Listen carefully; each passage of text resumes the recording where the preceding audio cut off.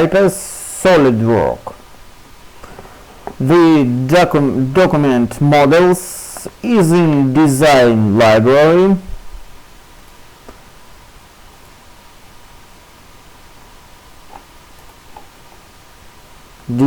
library. Routing, piping, pipes. Hover over the image, press and hold left mouse button, drag on the operation field and release left mouse button. The next step is to choose configuration and OK.